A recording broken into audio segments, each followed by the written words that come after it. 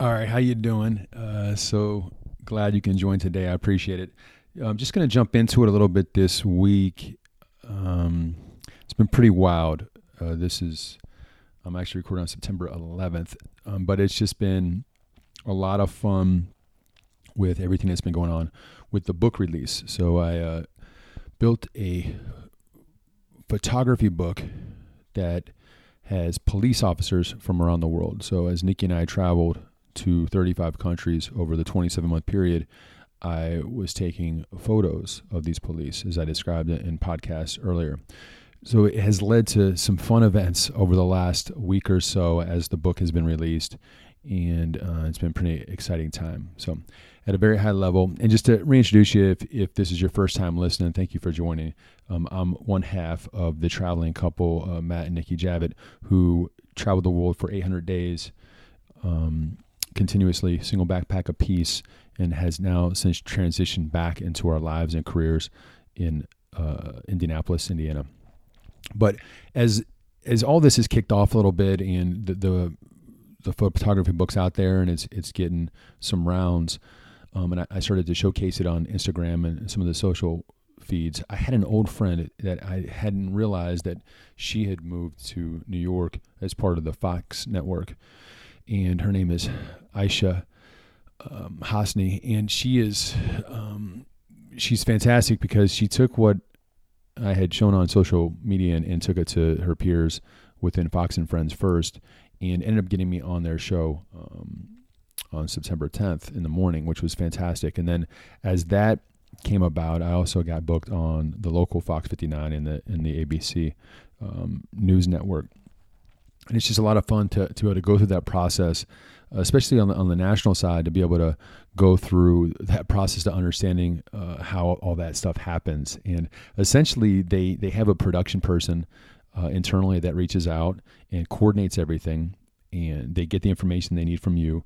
What I attempted to do, and luckily it all worked out, is I quickly, because I picked up the books on Friday, and I was scheduled to go on Tuesday morning. So as I was picking up the books, I quickly got 3 of them out the door on Friday afternoon so it could arrive in New York by the time we went on the air. And luckily, they did get them by Monday afternoon. It was kind of a weird deal where it was supposed to arrive over the weekend, but they didn't take deliveries over the weekend, and I did not know that. And then they ended up getting the package on Monday, and they actually had the books in front of them for the show, which is fantastic. And so this producer basically executes everything, gets everything in order, and then they give you a time and place to appear. In Indianapolis, the case was not that I was going to an actual studio, but it was more not I guess a traditional studio, but it was more of a room in this building downtown where they had everything set up with a backdrop of the Indianapolis skyscape and just 2 dudes in there running their little digital company, which is fantastic. And I guess they do a ton of those because as they were setting me up, everything was real easy. They were amazing and nice. And obviously I came in really nervous to the situation because it happened so fast, and with a 4 a.m. wake up and then just getting down there and not knowing any questions. So there was no questions that they told me they were going to ask me or anything like that. I really didn't know what I was getting into. And then when I'm sitting in the chair, there's no face-to-face. So there's no monitor that I'm looking at to watch the 2 people, Rob and Jillian, that were interviewing me. I was essentially just staring at a star on a camera, which was pretty wild. So it was more like doing with a microphone in my an earpiece in my ear. So it was more like doing a podcast interview than it was a TV interview, I guess. So that whole experience was wild and crazy, and it went so fast. And luckily, the response has been positive, and I had a chance to tell my story well. Although I never had a chance to tell the website, which stunk a little bit. But through the social media, there was a lot of retweeting and posting of the website and things like that. So I think the word got out there, and definitely the sales followed. But that was amazing. And then to go to the local Fox station, where I had been before. I took a couple of young people that I work with from the near west side of Indianapolis. I took them over to the studio one time before to kind of see the studio and to dream big about TV, because everybody loves to be around television. And so I took them over there. It was probably 4 or 5 years ago we went over there. And the same gentleman, Ray, who ended up interviewing me, was there when I was getting the tour around. And he was very nice 4 years ago, and he was great as well the day that he interviewed me. So that was a fun experience. And then just kind of the whirlwind of all the social media that came from that, and all the response, and people reaching out saying positive things, and some of the sales that rolled in with great stories about the police and law enforcement in their social groups. It was a lot of fun. And then today to also do ABC with a friend, Todd Clausen, who just did our podcast last week, to have a chance to go see where he worked and how that operated, and to get interviewed there and tell the story again was a lot of fun. So it's been a fun, exciting, crazy week. It's all built up so fast, and I'm lucky that Nikki is just killing it at work, and it allows me that flexibility to do things like this while my business gets off the ground in the consulting world. And it's just been a lot of fun. So I just wanted to share that, because I know that as listeners, we don't talk about our Nikki and we don't talk about our day-to-day lives since we transitioned back so much. So I just want to get that insight on that trip. And then as this is going on, I'm also having an exciting trip coming up where I'm going down to Jamaica to see Chris Gayle, who's one of the best cricket players on the planet, and to visit with him in his home in Kingston, Jamaica. Luckily, I'll have a chance to see him play a couple of games there, and then he celebrates his 40th birthday on that Friday night. And all that came about because he took a liking to the World Barbershop Adventure Series very early on. It's been almost a year now, where we create a relationship from the series of him putting his eyes on it and saying he liked it, and the fact that he actually cuts hair. He said that he cuts hair, and he would like to cut my hair. So he's going to be my barber in Kingston, Jamaica. If you do not know who Chris Gayle is, he's essentially, when he goes to India, he's almost like LeBron James would be in America. Cricket is the second most popular sport in the world behind soccer. We don't know it in America, but it is massive. The Indian culture plays it's kind of I think it's a British sport. So it's huge in the UK, South Africa, Australia, New Zealand, in the West Indies. And these players are amazing. It's a lot like baseball. I got deep into it about 5 years ago during the Cricket World Cup of 2015. Yeah, 2015. I got I taught my self, and I watched a lot of video during that World Cup to understand it better, because a lot of my friends are Indian, and they have a passion for it. So I just wanted to understand it better. And so it's an amazing sport. It's much like baseball, but very different in a lot of ways. But these guys are tremendous athletes. So Chris Gayle is 6'5", probably. He's probably 240, 250, big dude. So I'm excited to meet him. And he does have a fun friend network down there with Usain Bolt. And so hopefully I get to meet the fastest man on earth if he comes to the party, and some of the other guys down there. So that's going to be a ton of fun. So watch for that. I'm going to capture all that for the World Barbershop Adventure Series. And just another trip, right? I get to go to Jamaica. I've never been to Jamaica. Nikki has been to Jamaica in the past.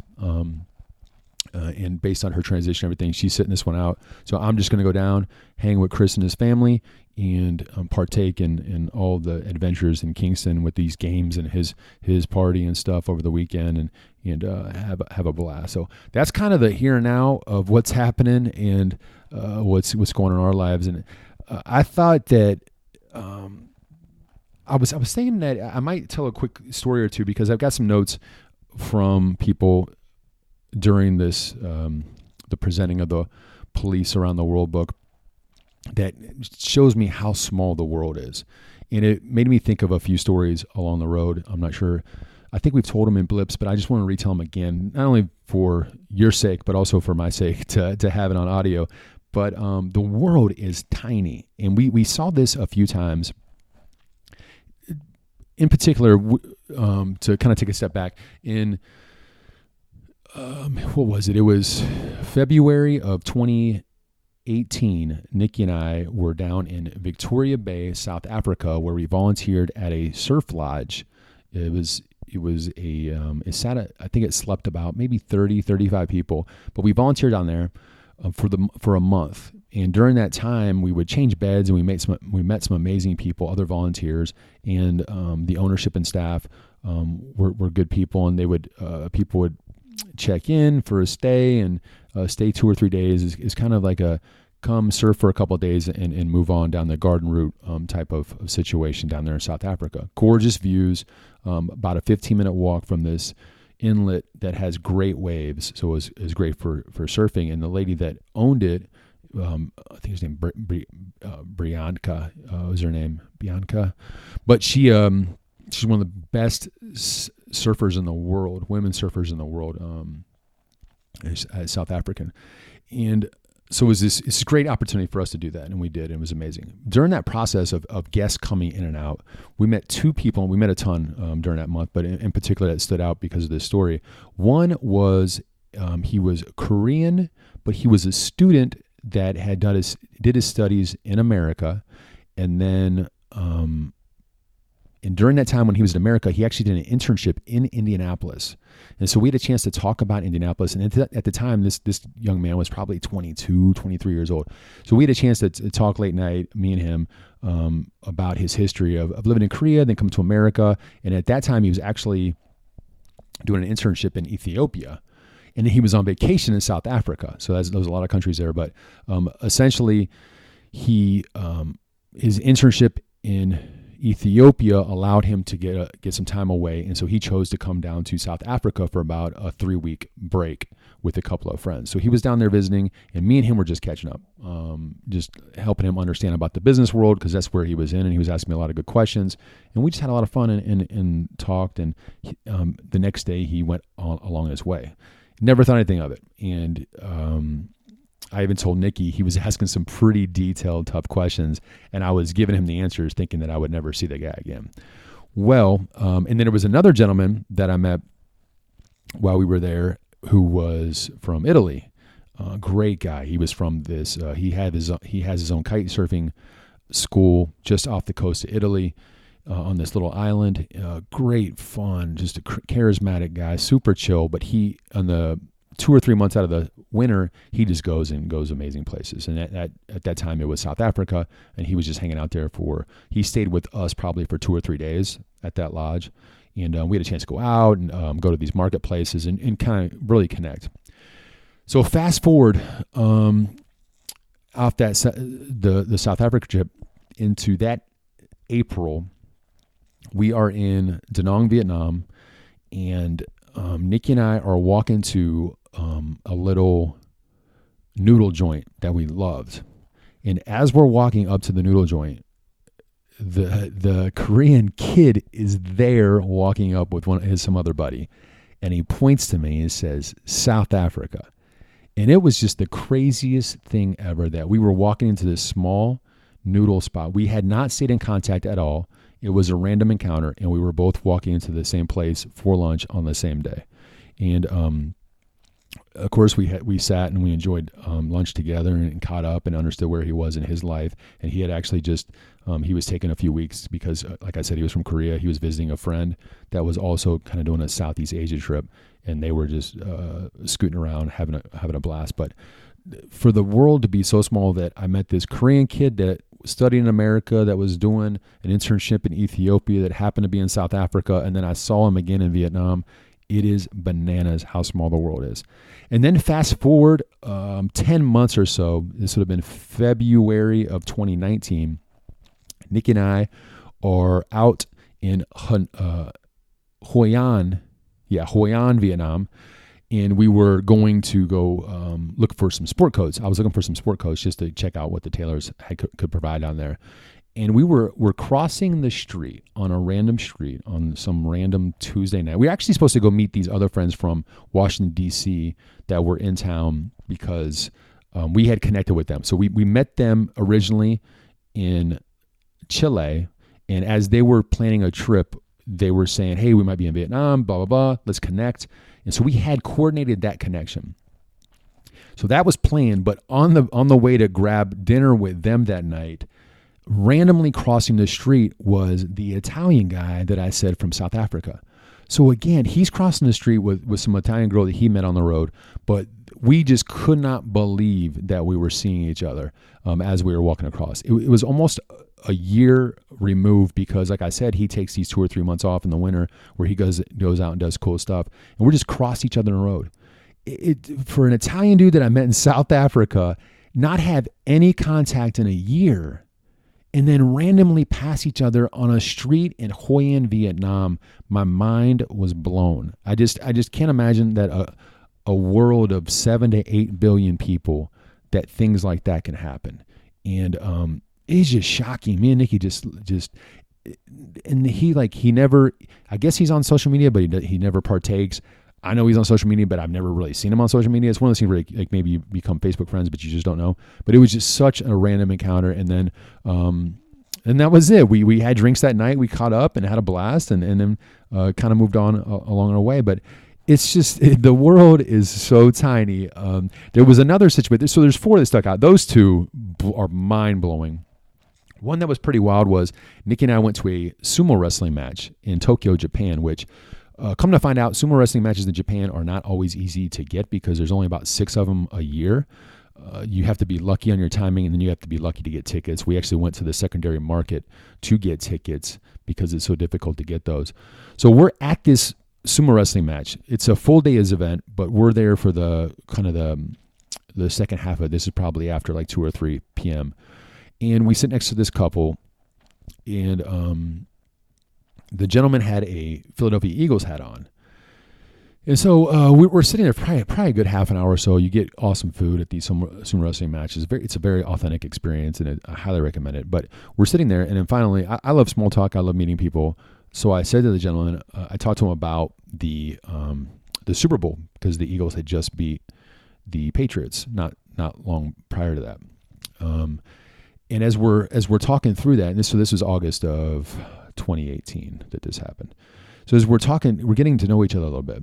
I'm like, oh, you guys from Philly? He's like, no, I'm actually a Philly fan, but we live in Texas now. And we're like connecting all these dots. Come to find out, him and his wife were both physicians, and they worked at Baylor University, which is in Dallas, Texas. And one of Nikki's best friends from which she got her pharmacy degree at Butler, and she's still a lifelong friend for us, Leanne. She works in this same hospital and knows these people. They know her. And here we are in Tokyo, Japan at some a sumo wrestling match. And all these dots are connecting. We're one person removed from these people. And it's just nuts. So we had the selfie and sent it over to Leanne, and she freaked out. But it's just crazy that the world is this tiny. The last story, I guess, to tell is, again, Tokyo. I was out for a workout. So I worked out. I went for a long walk. It's probably a 25-minute walk. And on my way back after the workout, I'm walking down the street pretty fast. I'm a fast walker when I'm by myself. I do take it in, but especially after a workout, I'm getting my steps in. And I move pretty quick. I'm 6'6", and I've got long legs. So I'm moving pretty quick. But as I'm walking, I'm getting close to where we're staying in this part of Tokyo, and a guy passes me on the right. And as I look over, he's in very fashionable attire. And he's a black guy, probably like 6'5". He's got a hat on and chiseled jaw, like just shredded jaw on it. And you can, as he's passing me, I can tell he's super fit. And as he looks at me, he like gives me a head nod and continues on. And he's walking faster than I am, which is pretty fast. And at that moment, as he passes by me, I say to myself, that is Russell Westbrook. I know that's Russell Westbrook. And he kept going, and I'm not a stalker type, so I'm not going to run him down or anything. I kind of wish I would have continued on, but my quick left turn was coming up anyway. So I veered off, and but in my head, I just knew it was Russell Westbrook. So if you don't know who Russell Westbrook is, he was an MVP of the National Basketball Association about, I think 3 years ago, but he's a top 10 player for the last 5 or 7 years in the NBA. So I go back, and I'm a sports freak. You guys know that. So I go back to Nikki, and I just say, I swear I just passed Russell Westbrook in the street, and she's like, I'm not even sure if she knows who that is, but I explained it to her, and she's kind of doubting me a little bit, but she probably trusts my opinion that if I know my sports guys. So I go down this path of trying to find out if that was him. And sure enough, on his Twitter page, it says he was in China about 4 days prior. And it looked like there was indicators on social that he was in Japan for some reason. So I actually, I coached basketball when I was 22 to 24 when I was working on my graduate degree. I coached for 2 great coaches. They're both still in Division I. One's at Stephen F. Austin. The other one's at Arkansas now. He was just at Oklahoma. But when he was at Oklahoma, he had a great network. So I reached out to him real quick, and I just said, his name's Crutch, and I said, Crutch, do you have any friends that are friends with Westbrook? And he said, yeah, I know his brother well. And this is all through text. And I said, can you see if he's in Japan?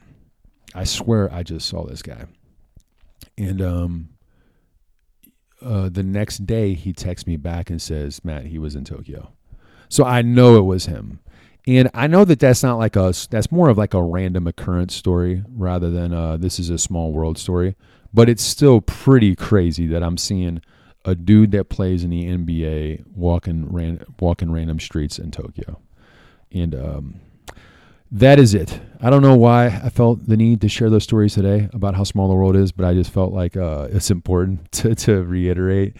And these random stories are fun, but those are 4 stories to remind you that even though this world is massive, it is still extremely small.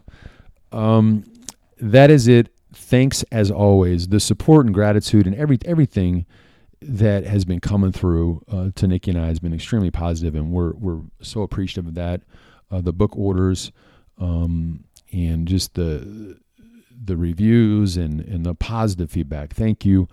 We do all this as I've said before. It costs us more than probably than we can probably gain out of it. But at the end, this is a lot of fun for us. We love travel. We love to continue to put this stuff out there, and hope that the positivity comes from it. And I just want to thank you again, especially after just this last week of just all this crazy stuff happening and getting on national TV and things like that. It's been a lot of fun, and I just want to remind you that I do appreciate it, and it's amazing to know that people are out there just sending us positive vibes on a regular basis. So thank you so much for that, and I look forward to circling back soon. Probably the next one will be in regards to the fun stuff that's going to go down in Jamaica. Take care.